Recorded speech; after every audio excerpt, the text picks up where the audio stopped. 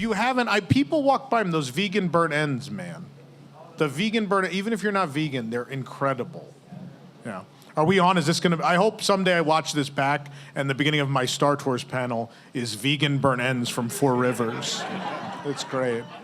So, ladies and gentlemen, today is May the 4th, which has become now the official Star Wars holiday, and we're celebrating 35 years of Hollywood Studios. You can't do that without some Star Wars, and for me, my favorite Star Wars attraction ever, don't be mad, Star Wars Galaxy's Edge fans, but my favorite Star Wars attraction ever is still Star Tours. For me, very special because I rode Star Tours before I ever saw a Star Wars movie.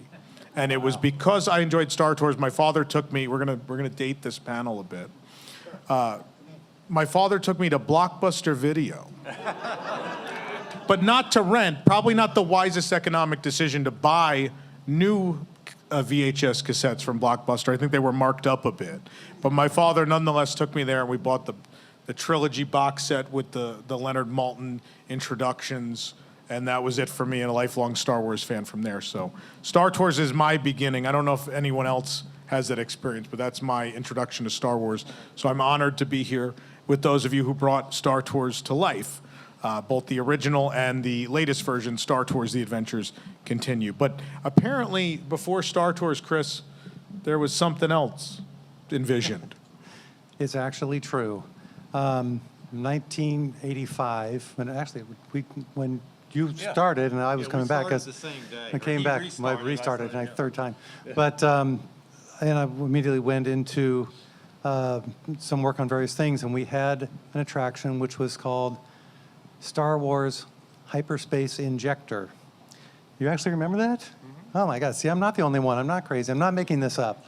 But that was a branching roller coaster where it was guest interactive, so there was selector switches as you went through, and you could vote your car. So you'd come up to a point, and Yoda would, ask you, which way you go, and then you could all say left or right, and then on your way. So there's all kinds of things, and I did some really weird things. And there's a pitch switch, so you come up and stop, and Darth Vader's there, and then it would drop through the floor, and you went backwards, and all kinds of things which other people later ended up building. But it was a branching roller coaster concept that never got built. So I'm not trying to leap ahead to things that didn't happen, but it's proper intro to this. And then, of course, you cannot hear me? They can't hear in the back, Jake, just, I don't know. So if you guys can talk a little louder. Without the mic? With the mic. Yeah. Okay. Put it on your mouth. Put it in. Right. So for Star Tours, we ended up the whole connection to that. But the Rediffusion simulator cabs, flight simulators, which were originally done. Rediffusion is a company in England, which we'll talk more about. Other guys will talk more about later. But basically, we purchased these. We built a facility at WED, WDI, in the parking lot outside of the 1401 building, and installed the simulator in there, and then started adding bits and pieces. And basically what I did was mathematically model every single thing that Disney was adding to the purchased cab. So every seat, every person, the film bin loops on the back, the projector and everything else, and create the whole math model for that, for inertia analysis for loads. So when you accelerate, that load creates, forces that have to be counteracted and driven by the hydraulics and all that good mathematical engineering stuff that's really boring, so we won't go into all that. But that was basically the beginnings of that whole thing. But I did get an overnight flight to England, got up early in the morning, raced out to Rediffusion, met for 2 hours, went back to Gatwick, and flew back to the U.S. Overnight flights. That's like all the way there. Riley, don't get to see anything. Good fun. Anyway, that was sort of just the beginnings, and now I'm going to hand this off to people who took it through much, much further. Frank, you jump in somewhere around here?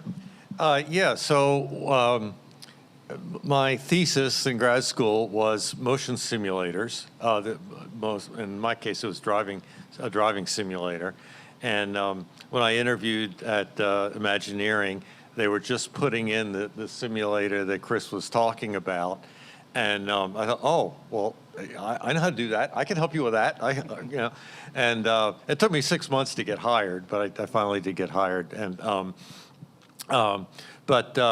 so as Chris said, there was this one that was in Glendale, and there were 4 that were purchased for Disneyland, and they opened, and it was a big hit. And so we basically said, well, every one of the parks wants this in some form. So we basically bought Rediffusion for about 1.5 years to build 20 more, which was great. And we bought it was called the Simulator Inventory Project. So WDI bought them and then resold them, quote, to the various parks. And so that was all great, except that because of the way we were using them compared to the way they were meant to be used, they fell apart. So in a normal flight simulator, you don't know what the person's doing because the person in the simulator is commanding it. So the idea in a real flight simulator is you want to give them enough motion so that their body and their eyes and their ears are all getting the same cue that says, oh, I'm drifting, I'm rolling right, I better do something about it. And they do it in the time that they would do it in the real world. But you don't want to give them any more motion than that because you don't know what they're going to do next or when. So what you do is you give them a little bit of motion until they, I'm going right. And then you have to slow that down, not give them any more, and then really slowly bring it back, because the last thing you want to do is give them a cue that says, no, I'm really going left when my eyes tell me I'm going right. So you have to do that really slow. That takes a lot of time and a lot of the stroke that you have available in the simulator. So that's the way it normally works. So you're always trying to get, in the case of a training device, you're always trying to get it back to 0 so that whatever they do next, you've got some motion available to give them the cue. In our case, we know what we're going to do, so we can go all the way down and then all the way up and run all day long like that. And so it put a lot more stress and a lot more cycles on the machinery than it was ever imagined by the Rediffusion people. So about a year into it, the Disneyland cabin started showing a lot of cracks and the base frame and everything. So fortunately, we had the one in Glendale. So we instrumented it all up and measured all the stresses and strains because we knew what the show program was. And overstressed there, overstressed there, overstressed there, overstressed there. And then we had to put in the fixes, design the fixes, and to Chris's point, it's very sensitive to weight. So we couldn't just throw steel at it. So we had to be very, very careful in how we added steel, and we had to retrofit it too. So it was after the fact. In the meantime, they're coming out of Rediffusion in the original configuration. So that was a trick too. So we had to cycle in these fixes, and then there was the other. There were 20 of them, additional 20 that went to Tokyo, Europe, and here, including Body Wars, and so we had to figure out a way to hurry up and build all these retrofit kits, which were quite extensive. Yeah, there you go. So this is the original version in the simulator building in Glendale. So anyway, it was a real trick trying to get all that fixed. So I don't think my mind, there we go. So essentially they were coming off the assembly line and it was too late to stop, so you just had to retrofit as they arrived, essentially. Basically, yeah. and then the parks all had their own, they wanted them a little different, particularly in Tokyo. They didn't want our parts because they wanted to have the Japanese make the parts so that they could get a lifetime warranty out of them, which we weren't going to do. So. Yeah, that makes sense, because if you've ever been to Tokyo, every attraction is sponsored by some giant Japanese corporation, so I'm not surprised. I'm sure they have all sorts of price breaks and things there, but anyway. Nonetheless, so we open the attraction in Anaheim.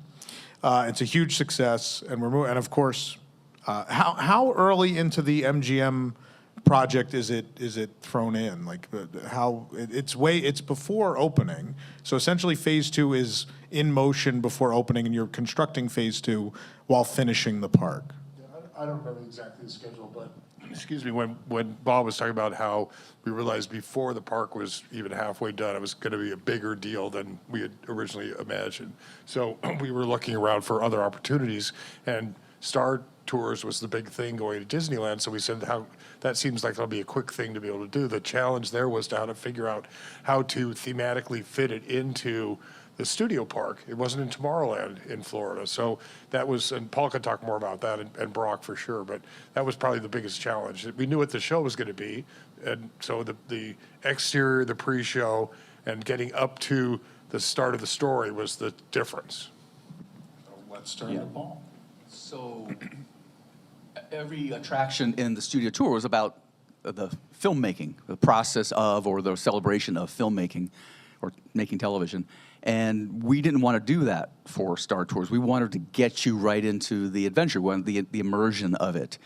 So we couldn't ignore the fact that we were on a studio. So we took the approach of the studio vocabulary, if you will, stops about 10 feet into the soundstage. And we just stop the soundstage idea, and we go right into the Star Tours vocabulary immersion. Luckily, we could purpose-built our building, and they didn't have that luxury in Anaheim. So Anaheim has 4 simulators. We have 6 here. So obviously the capacity was an issue. Also, we knew from studying Anaheim that there's going to be an hour, 2-hour wait, luckily, at a minimum. And so being in Florida, we know what that's like in the summertime. So we had to come up with we wanted to come up with an idea that our queue was protected in some way, covered. And we had some ideas early on. There was more of an industrial look and different ideas that way. And then maybe it was Tom Fitzgerald or somebody came up with the idea of an Ewok Village. And so we said, that's a great idea. Let's do Ewok Village. That way we can do fake trees, keeping the studio vocabulary. We can use the catwalks, if you will, where the Ewoks run up and down as covering for shade. And so that's where that idea all started from. The biggest challenge that I don't think we acknowledge a lot about is the park was open when we were building that. And that became really Jake, Jake, there's a shot with a construction wall and guests in front of it. I don't know if there it is. There you go. Yeah. And so you couldn't hide the walker, being built. But the problem was the only road into the backside of Star Tours was shared by the tram tour. So we would have to wait for the trams to pass, and a lot of times we didn't wait, and we got yelled at. Yeah, it was a challenge to get concrete trucks and bringing trees in, and nobody wants to do third shift work, but that's ultimately what you're going to have to do to get things in a timely manner. So here's the walker being built. We're going to talk a little bit about trees and planting. This is the walker was. I think Shannon Hanaway was the model maker on the walker, and Steve Brooks did the show set design for this. Obviously, the backside is open. Again, it's keeping with that studio tour vocabulary. They don't build everything, the backside of things, like this. Brock and I early on decided we wanted to create a photo op, and so the walker is in a walking position. We poured a concrete slab under the foot. If you've been there, you know this. And it made an impression of where the walker had stepped in as if it was dried mud. And then we encouraged people to get under it and have their picture taken. It was a circuitous queue underneath Ewok Village, and we tried to avoid having handrails because it just wasn't part of the vernacular. So we said, oh, I know, let's just plant a bunch of holly bushes, and that will prevent people from cutting through the queue. And that lasted about 2 days. Oh, there's the model right there. So, yeah. The mural was painted in situ. I believe we painted it mostly in place. It's on Drive It system. M&M's was our first sponsor there, so we had to come up with ways to, normally the participants want their product to be integrated into the show somehow, right? That's the goal for participants. We want to be part of the show. We don't want it to seem like we're here as a commercial. We want to be relevant. And so M&M's just, they don't exist in the Star Tours world. So we created a bunch of posters, post-show posters with M&M's on different planets. I think that's when they first started using the M&M characters a lot. So we incorporated them. Here's an interesting poster. Yeah. Yeah. So that we had, I don't know, 5 or 6 of those. And then the merchandising shop is the bunker from the Endor, obviously. And the speeder bike that's on the tree is the actual speeder bike from the film. We didn't make that. We just got it from Lucasfilm and cut it up and put it up there. If you ask an operator, they'll let you do this. So yeah, go up there. That's me. That's a little bit before opening. This is long gone, actually. I think it became a photo op across the way for a bit. They put it on the ground in front of a backdrop, and it looks cheesy and not in a good way. Well, now that's gone too. We've lost everything. Okay. So these are the actual costumes from Lucasfilm. This was opening weekend. George Lucas was there for a grand opening, and a bunch of the stars were there.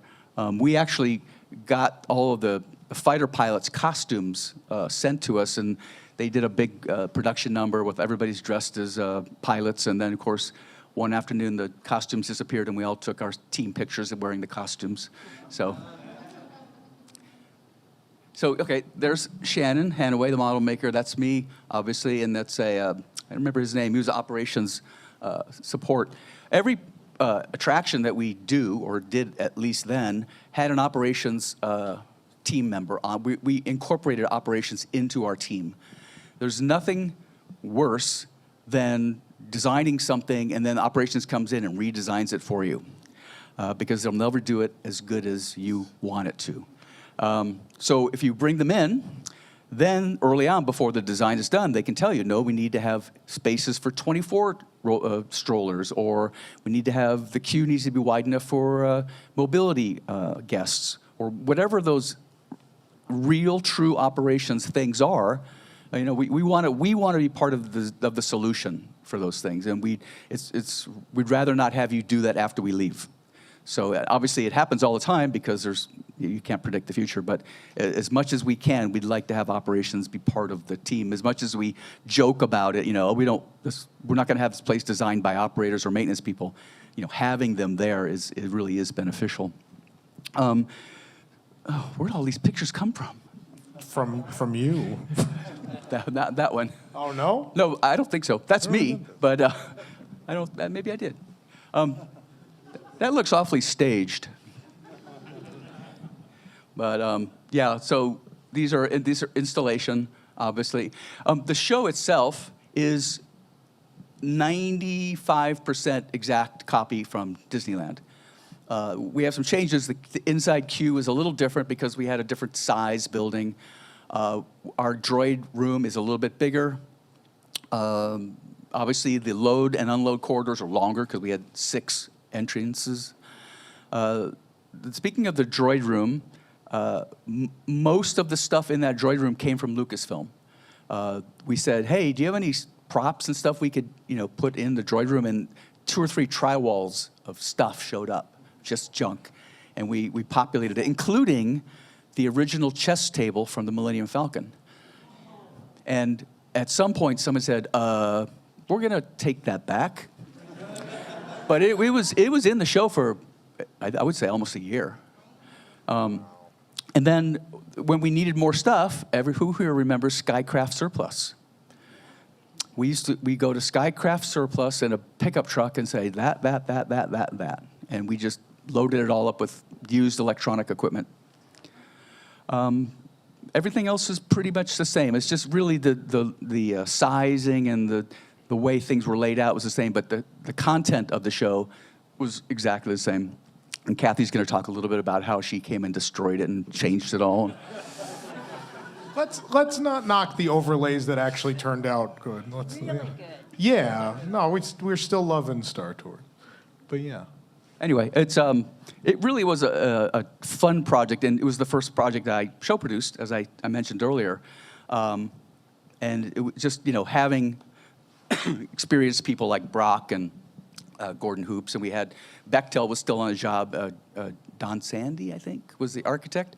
And he was knew every inch of that building, and everybody was collaborative. And I wanted to say this earlier, is that if you've been on any project or anything where it's high stress, and trust me, these jobs are high stress, because you're dealing with millions of dollars.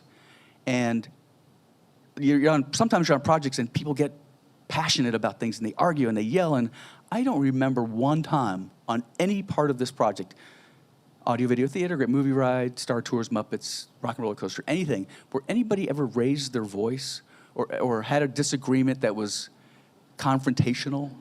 I'm sure it happened, but I don't remember it. Everybody was just going, okay, let's figure it out. Let's get it done. Let's get it on and go.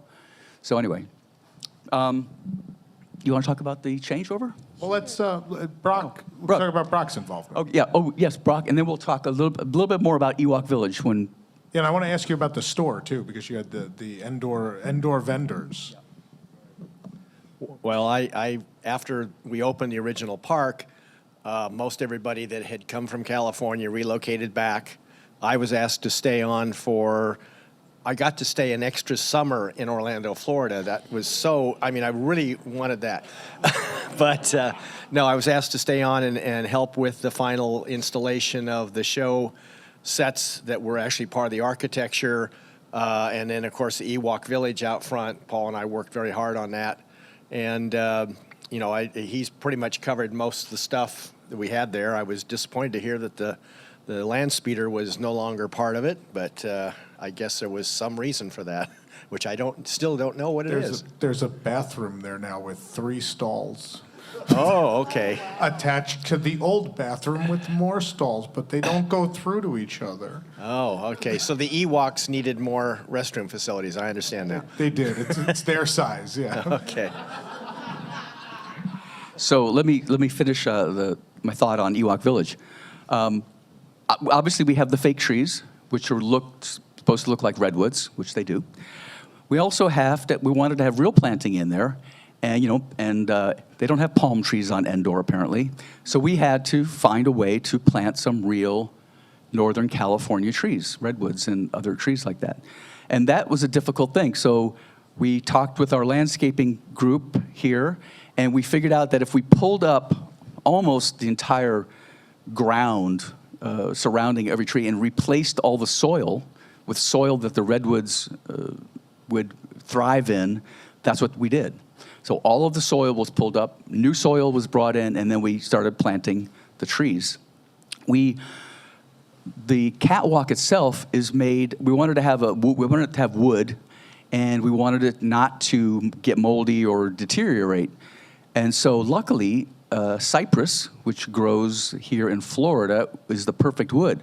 Unfortunately, it's illegal to harvest cypress unless you're Seminole Indian.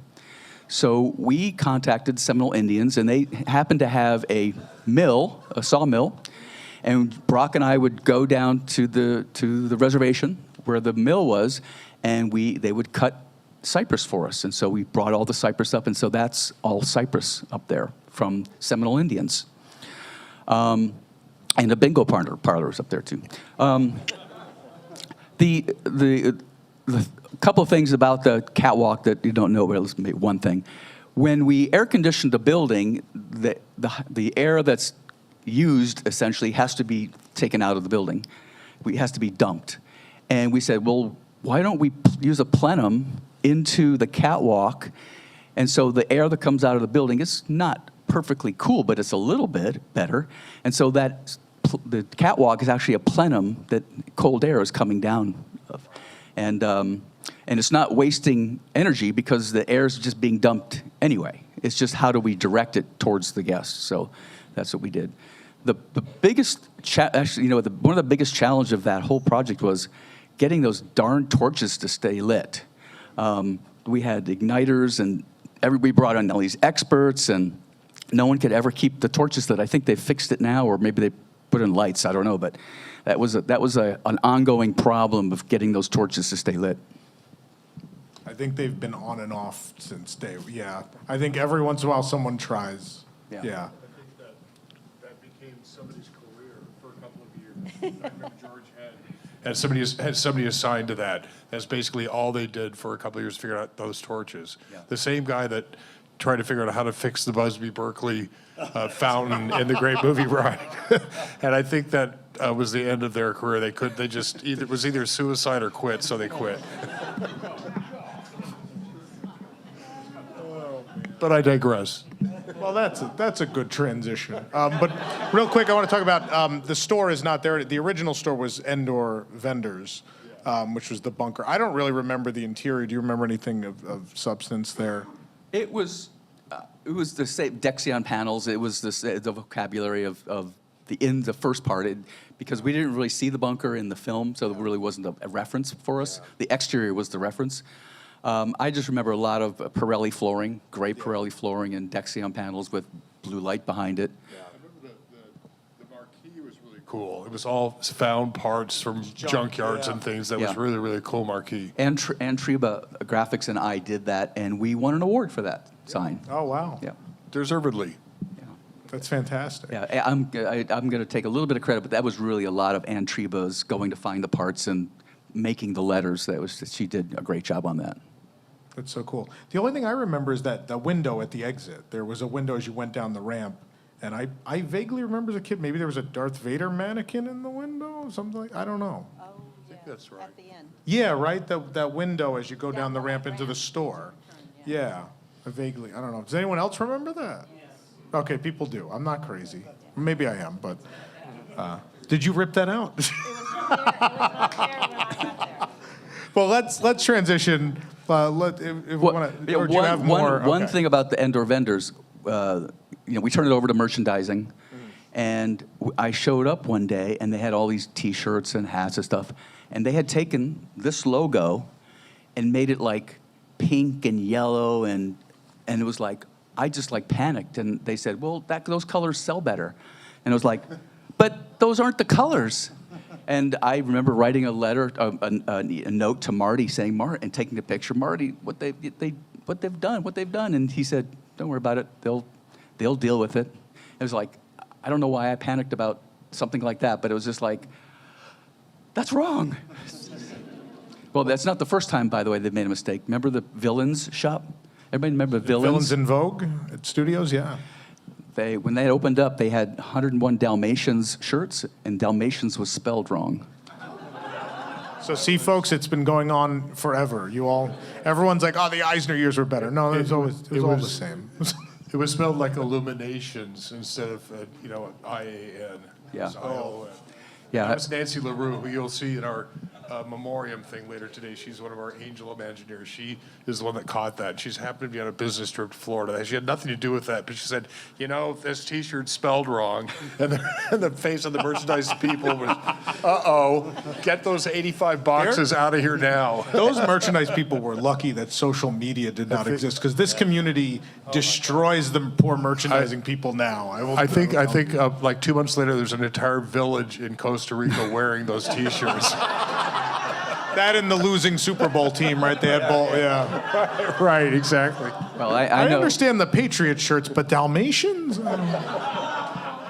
Well, when I heard about it, I went in and bought a couple because I think, these will be collectors. I can't tell you how many times I've rushed to a store because an error product was caught and I want to get it before it's gone. What was it? Foolish Mortals? The door hang tag? Welcome, Foolish Mortals. I still have a box of them. Anyway, nonetheless. So at some point, all of these projects get updated or they get changed because a better idea comes along or an idea that makes things run more efficient, or we want to redo another marketing event around something. So you just can't have the same thing and just say, oh, it's all new, but it's not new. So they had, well, Kathy had worked on Anaheim. You know, I in part of my career was the rehab queen. So I worked on the Pirates of the Caribbean and Haunted Mansion when we did some enhancements. So when Star Tours had the opportunity to update in 2008, I think we started 2007. You know what? I know after working on Pirates and Haunted Mansion that, you know, there's a legacy to those attractions. And so our team, we were conscious of that, and we really tried to bring a new look to the story without really changing the essence, because the foundation of Star Tours is incredibly strong. So from a story standpoint in the queue line, at the time when the first Star Tours was done, we had episodes 3, 4, and 5. And now we have 1, 2, 3, 4, and 5. And so here was an opportunity with technology to bring those new films into Star Tours. And with technology and Tom Fitzgerald, the ability to branch and to expand the Star Tours universe for our guests, we had that opportunity. We could create a branching show. We could take you to a multitude of environments and planets. You could meet a lot of characters. We wanted to bring C-3PO, because everybody, you know, he's one of our favorite characters, into the attraction, you know, more immersive with you. So I will tell you that we were very careful about how we updated the attraction. Star Tours, the adventures continue. Our queue is similar. It's a spaceport. It's a little newer, has cleaner finishes, and so, but it's still the same essence. But with technology, with the high-def media, and with the more stories we could tell, we had a larger story that we had an opportunity to tell. And we also had the ability to bring better audio into the system, more acoustic treatments, so that you could actually understand the queue line, you know, the stories that were being told, and they weren't getting lost in the noise of our guests. And that was like working with maintenance and our operational partners. You know, we were able to bring in some, I know at Disneyland in here, stainless steel panels with acoustics behind them, and it really helped the queue line so you could listen to the story. I think one of our biggest challenges was retrofitting the simulator, because we now went from very heavy loop cabinets to digital cameras, video camera, you know, and projectors. And that brought in our engineers who had to work with us to realign all of the weight in the cabins so we didn't increase stress in places we didn't know. So can I just interrupt really quickly for the audience here who doesn't know? A loop cabinet is a end-to-end a strip of film that runs the entire way and starts again. If you're in a movie theater, they change the reels of film. They change that. We can't do that in our attractions because it has to keep going from one show to the other. So these are very heavy devices that hold the film that the projector shines through to make the image that you see. And we switched that out to digital, but the weight of that had to be compensated for, which these guys took care of. And it's on the, oh, thank you. I was on stereo almost. It's on the film loop cabinet is on the very back of the simulator behind the seats, and so it's kind of far away, which makes it trickier. So we had to actually add a dead weight when we took the film loop cabinet off, which is something you almost never do on something like a simulator.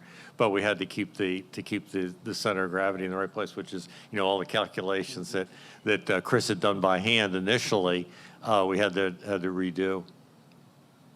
I'm just going to mention, when you're describing the bin loop, the whole point is for the film to last, you don't want the film to sit on top of film. Like if you think of a regular film reel, it's all sitting on top of itself. But in the bin loop, it never touches anything. It's in a big air-conditioned cabin, essentially, and it's just the edges of the film out where the perforations are that are the only thing that touch anything, the sprockets. And the actual film in the middle never lays on another piece of film or anything so that it'll last longer. So that was one of the original genesis reasons for the bin loop cabinets. And so some of the enhancements that we did besides we went to 3D digital. So one thing that we know from in a simulator, motion and picture can cause motion sickness. And so we just added an additional element, which was that it's now 3D.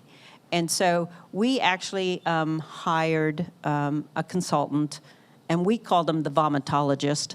But his expertise was in, he worked with the Navy, so with seasickness, with the sailors, and helping people. So we brought him in, and he helped us understand some of the aspects of motion and image so that we didn't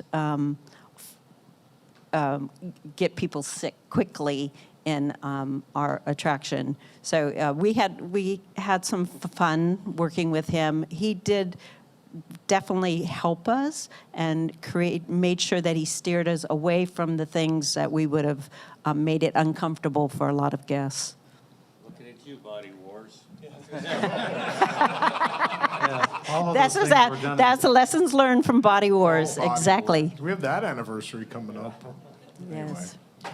How early in the process are you talking to the vomitologist? Is that in concept, or this is a weird question, but that's not it when programming's starting. Is it that late in the process? No, we actually brought him in once they started doing film production up at ILM when we had the media. He came in and did a review of the early media, and there were a couple scenes that we definitely they had to go back and reshoot and make sure that we weren't going there. Should be noted that because he worked with the Navy and everything, he was actually a Marine vomitologist.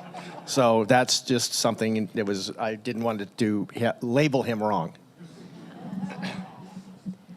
That's still not the worst joke that's been told on this stage. That does. Not even close.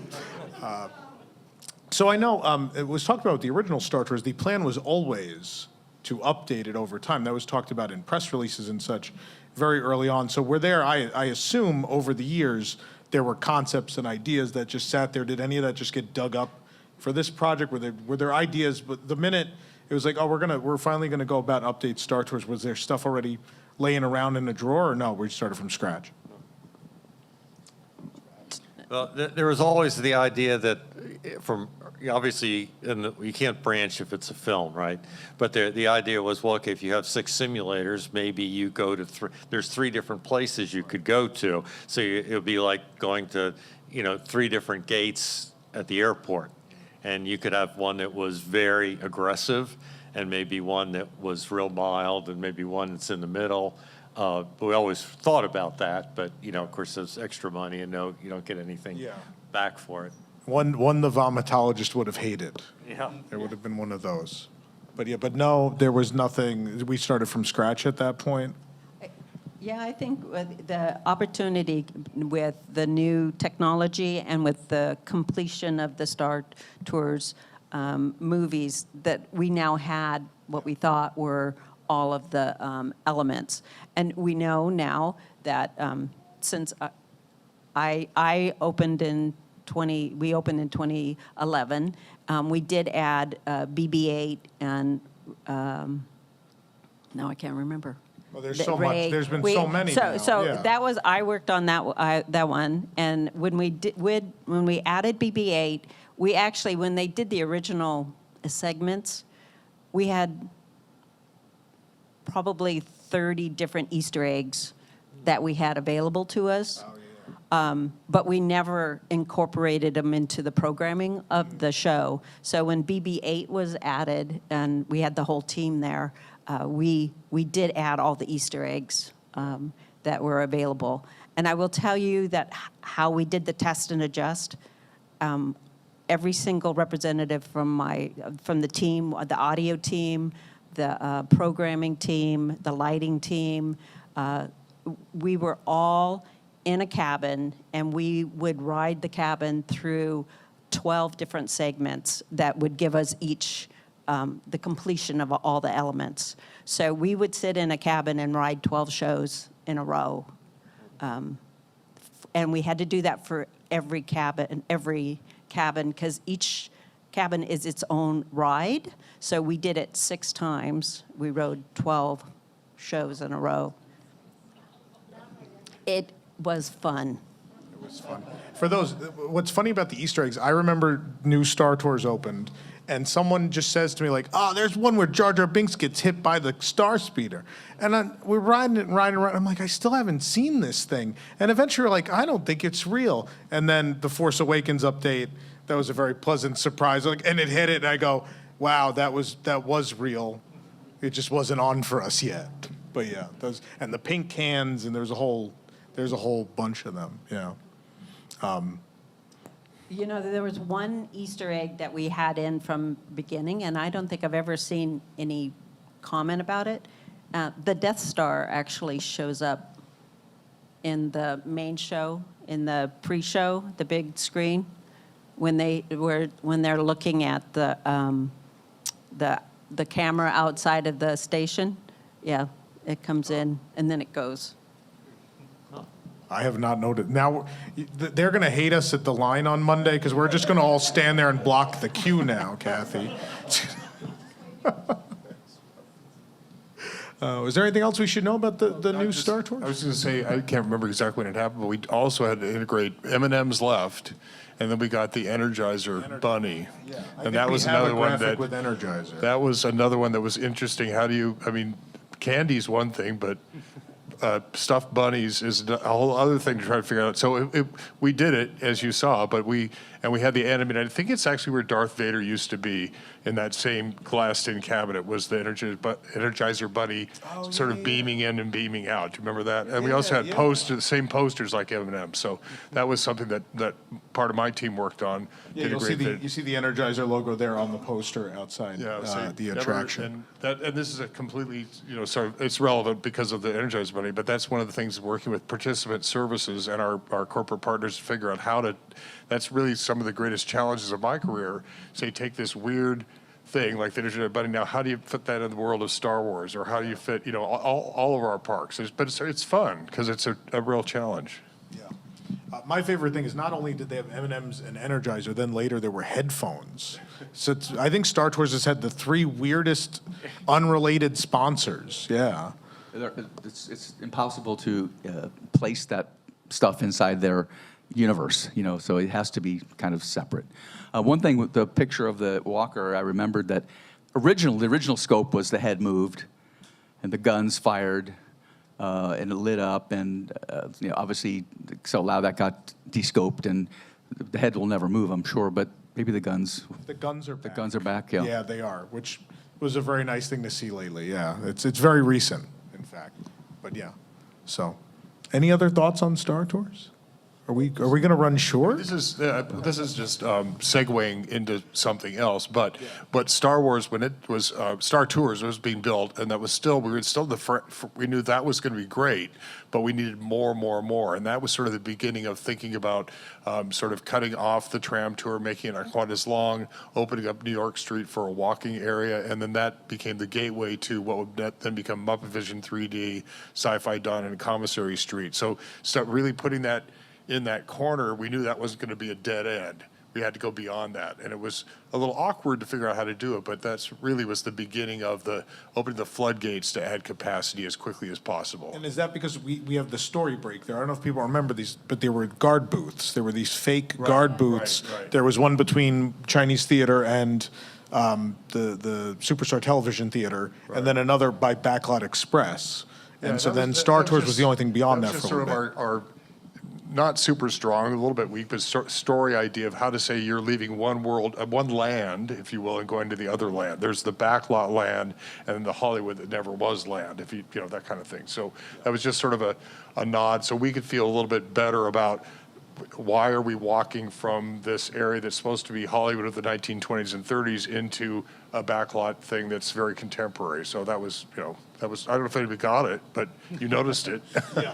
It made sense to us. Yeah, it makes sense. You know to what? us. I think people forget about. The interesting was the transition from the village to the queue was you had a lot of like we have the wood flats, but you also there were director chairs for C-3PO and R2-D2, I believe, at one point.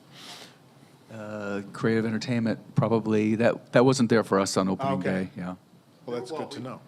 We had a flashing, hot on the set hot light, set light, remember yeah. that? And then we had a board with Mickey on it that had all the numbers to call for the different departments of the studio. It was, like Paul said, it was very truncated. It was really short. But we just, again, it made us feel better about why we're going from this building with the scenic drop into this world.